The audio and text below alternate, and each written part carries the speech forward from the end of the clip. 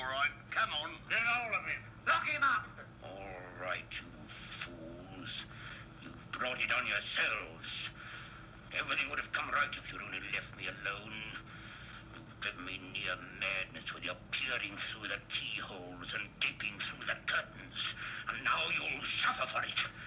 You're crazy to know who I am, aren't you? All right, I'll show you. There's a souvenir for you. And one for you. I'll show you who I am and what I am. Look, he's all eaten away. Huh? How do you like that, eh?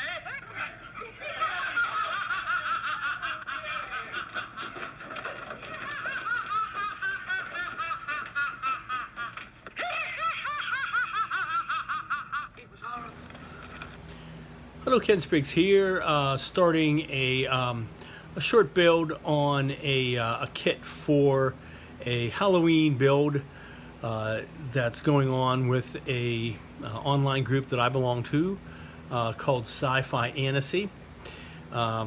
It's a part of a larger group called HobbyLinkInternational.com.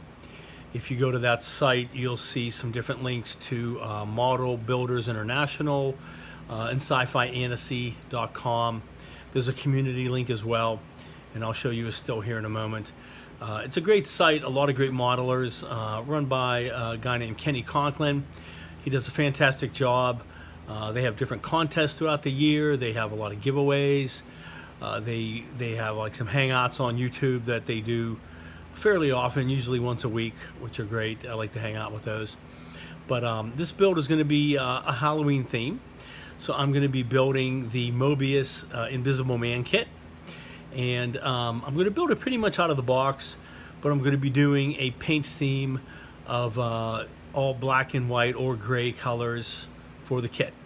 So the only colors I'm using are white, black, different shades of gray, a whole bunch of different shades of gray. Not 50 of them, so but quite a few actually. So it's looking pretty cool. So check out the site. It's HobbyLinkInternational.com, and check out the community and go ahead and join that. And also look out on YouTube for SciFiantasy, and it's kind of spelled as you would think, SciFiantasy,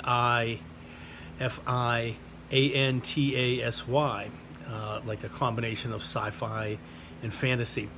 But it's a great site, a lot of great guys on there, a lot of great builds being shown there as well.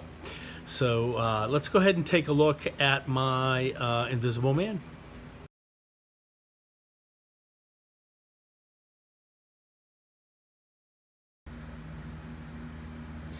Alright, so I've begun building the main parts of the Invisible Man. And it's a bit tricky because you have the his cloak, his overcoat comes in 3 parts, and you can see I've glued those together, and they've got some pretty major seams that I'll need to sand out on both sides of it. Now generally you're supposed to build him first with his pants and then this little vest that goes on top of the pants, and then you build the cloak over top of them. There's a little, you see that little U-shaped slot in there. The pants has a hook on the back that just clips on it. But I found that it's fairly easy to get him in there and hook that onto there. This part's a little more difficult. You have to sort of flex this part a little bit to get it in there. But being as I want these all to be painted different colors, I decided to go ahead and glue the 3 parts of his coat together, so that way I can fix the seams in it, fix the seams in his pants, and get these painted separately. With a little bit of flexing, as I said, I'll be able to get these in place. Probably have to cut off these pegs, or at least sand them down really flush, almost flush, so it can snap into place a little bit easier. I got the arms glued together as well, and I'll have to fix those seams on the sides. And I got his head glued together. It's pretty cool. I did a little bit of sanding on the seams, probably a little bit more before that's done, and I'll be able to get that going as well. And then that can just go in on the top when it's done.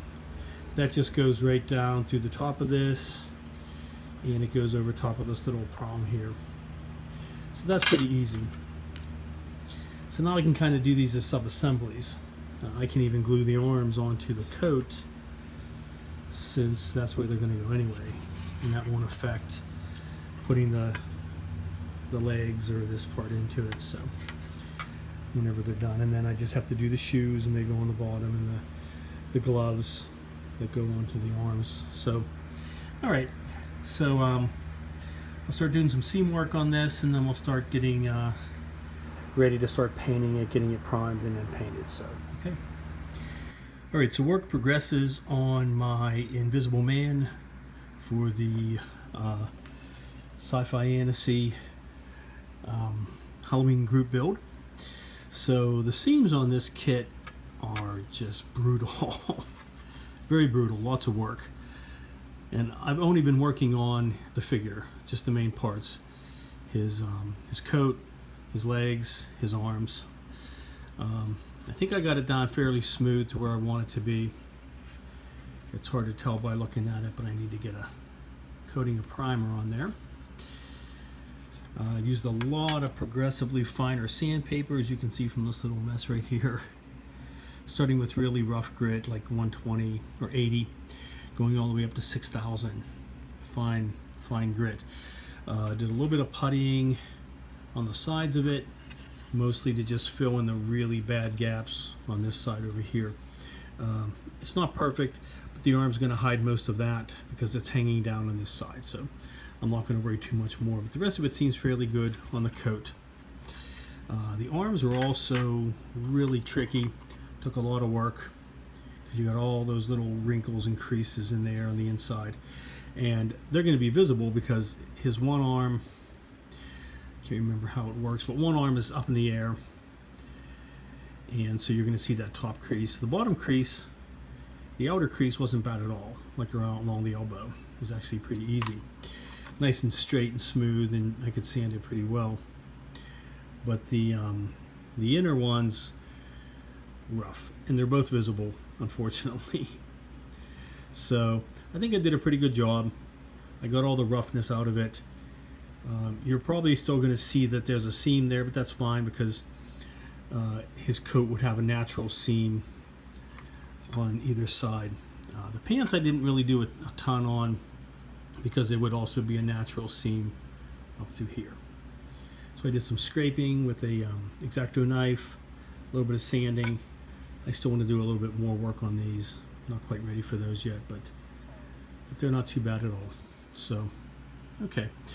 So at this point, I'm pretty much done with the arms of the coat and the coat itself. So I'm going to get the arms glued on, let those dry, and then I'm going to get a first coat of some Tamiya white fine surface primer.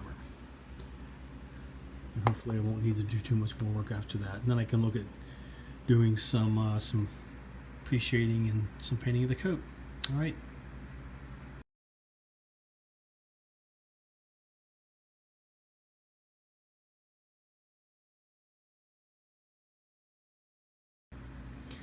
All right, so I got a coat of the Tamiya white primer, fine surface primer, onto the coat. And it's dried overnight. So it looks pretty good. You can barely see any kind of a seam there at all. The one under the arm is pretty well hidden as well, so that's not a problem. Over on this side as well, looks nice and smooth, looks really good. Just a minor little obvious or minor little remnants of the seam, but this is going to be painted a dark gray, so that's not really going to show at all. The arm looks really good, and I'm not going to worry about that seam where the arm connects. Again, that's going to be pretty much hidden with the dark paint. So one over here, just a few little marks showing through, but nothing major. And the same at the bottom. So, okay. All right, so I'm working on the other parts of the Invisible Man. His shoes, his hands, his gloves, the little cuff that goes on the one side, the goggles, and then the bandage that's coming off of the head. So the bandage is a bit tricky. It actually is in 3 pieces. You have one piece glued on the back of the head, which melds into the part of the head. You have that piece glued into the glove in the center. Another piece glued inside of the glove and coming out and curving around. This piece then glues onto that little notch there on the left of the sleeve, of the left sleeve. And then the last piece goes into the right notch there and hangs down over top of the sleeve. Sort of like this. It's hanging down over. So it looks like one piece of bandage that he's pulling off of his head to scare the villagers and show them that he's invisible as he cackles loudly, as you saw in the opening scene. Now, this part is tricky. So the bandages are fine because the head's going to all be painted the same, like dark, dull white. And so are the bandages. Now the gloves are going to be a different color, a lighter shade. So I'll probably have to either take that bandage off and paint it separately, or just hand paint it. We'll see. But I have to get these glued together first before I can do any priming or anything else, because it's going to be hard to do that once it's painted. So I have these 2 pieces glued inside of the hand, and then this other half of the hand just goes on top. Sorry, I'm trying to do this with one hand. But come on, silly thing. All right, well, you kind of get the idea. And then I can go ahead and get it primed and painted. There we go. Okay. So really, this hand is not glued onto the sleeve at all. It looks like it's suspended in air. Like his arm is sticking out of the sleeve, and you see his cuff. And it's just going to be hanging there in midair. So it's kind of cool. It's a cool pose. I really like it. And then it's supported by the bandage. And it should be fine. It shouldn't be shaking because it's on the head. It's also going to be glued on the back of the sleeve, so it's going to be suspended. So I was watching Kenny Conklin on one of the hangouts, and he was working on the Invisible Man as well. We're both doing the same kit. And he had a great idea that he uses, which is called Plastruct Bondine. It's from Plastruct, and they make a lot of the styrene stripping and things like that, which I buy a lot of. So it's really good stuff. Styrene and ABS plastic solving cement. Has a little brush on it, so you can apply it easily. Very thin. It dries really quickly, and it leaves very little residue. So for like the shoes, I just had to hold them together, apply it around the edge of that sole, and it dries really quick, and it's really solid. It's really good stuff. So thanks, Kenny. I appreciate it. This is some really good glue to be using, and it has no odor at all, so it doesn't bother me like the extra thin cement from Tamiya. So this would be my cement of choice here for a lot of things, unless it's something that needs to have a thicker amount put on. But maybe even just tack it on with that and then finish it up with this stuff. So, all right, fantastic. So I'm going to go ahead and get that other glove half glued onto there, and that'll be done. I have the cuff done. I have the other hand done. And this hand is going to be holding the goggles. So I have those glued together. And I kind of sanded the fronts down somewhat. Got them fairly smooth. So those are ready to go. And the shoes, of course. All right, so what I have to do now is get these painted. I have to get them put onto some type of a a surface that I can paint it easily without getting that being a problem. This can be supported by this right here, obviously, and I can paint the whole thing. The other glove I can probably stick onto a piece of tape on a paper like this, that kind of thing. So, all right, let me work on that, get some primer on those and on the pants, and then be ready to go. So, I don't know if I mentioned before, but seeing the pants put inside of the jacket, the coat, don't have to really worry about most of those seams. All you're going to see is this, that tiny part, and then the inner inseam. So if you get those nice and done, you don't have to worry about the rest of it. It's going to be hidden. Don't even have to really paint the back of the pants either, most of them, because that's not going to be seen either. So, all right, let me go ahead and get working on these.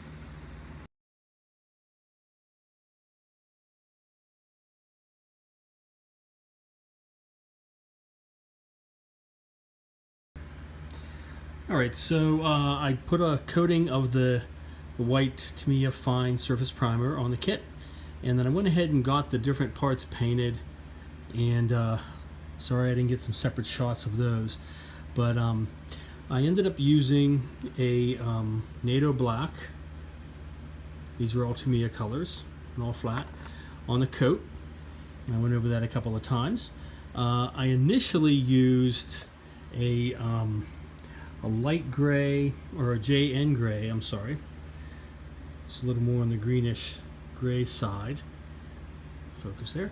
I initially used that on the vest or the inner coat, and then I used a light gray, which actually is a little darker of a gray, on the pants. And then I realized that that was kind of reversed, that the vest is darker, his coat underneath is darker, and then his pants are the lighter color.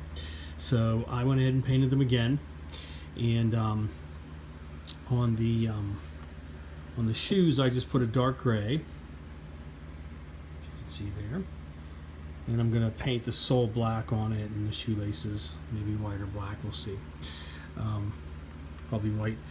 And then I had to do some, I had to mask off the shirt underneath and the collar, and then paint that collar at the top the same NATO black, because that's part of the coat for that inner piece, and then the buttons. For the tie, I mixed a little tiny bit of blue in with some gray and kept mixing it until it became more of a lighter gray, just with some bluer tones. So it's a different shade, but it kind of stands out that maybe it has a little bit of color in it. And then I went ahead and put these three together, and it was a little tricky getting it in there, and some of the paint got roughed off, so I have to touch that back up again. I'll just use a brush to do that. But I like how that turned out so far. Looks pretty cool. And then for his head, it's still the white from the Fine Surface Primer, which I'll probably leave it as it is and just do some weathering on it. For the gloves, I initially took some yellow because I wanted to come up with like almost a tan, like it would be on some leather gloves, which seems like what they are. And I put that on, and it was a little too yellowish, so I put some sky gray over top of it to kind of get that color.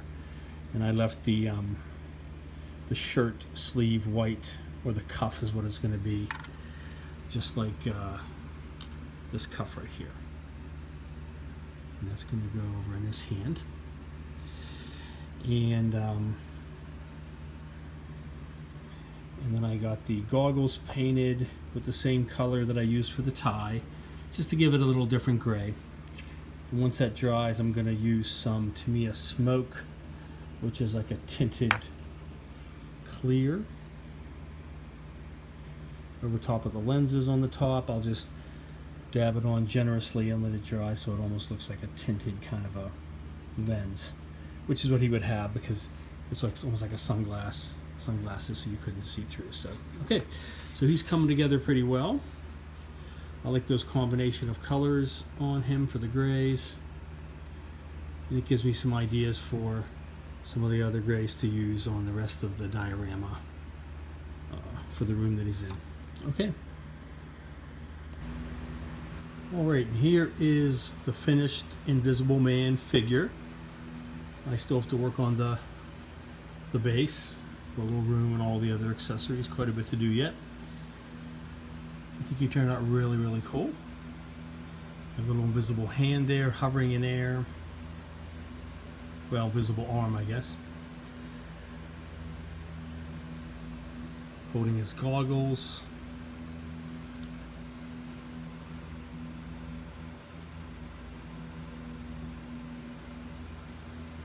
Okay. And once again, these are all in tones of gray. It's kind of interesting because the pants kind of look like they're tan, but they're not. They're a JN gray.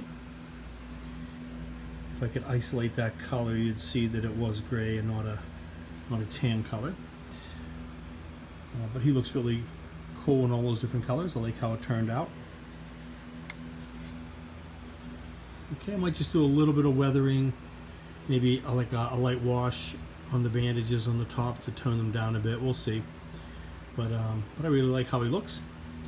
And so I will be then working on the base to go ahead and get him wrapped up in time for the end of the Halloween build. Go ahead and check out SciFiantasy.com, Model Builder International as well. A lot of cool things on there, a lot of cool modelers, and definitely some cool contests and things coming up as well, besides our annual builds like the Halloween build, that sort of thing. So, all right, and I will show some stills at the end that I did with just some white background. They actually look like they're in black and white, but they're not. They're still color pictures, but when there's no other color around to pick it up, it looks more like a black and white figure. So, all right. So go ahead and check out those sites, as I said. And thanks again to Kenny Conklin and all the great work he does on those sites, and all the other model builders out there. And I will see you for the next part of this build.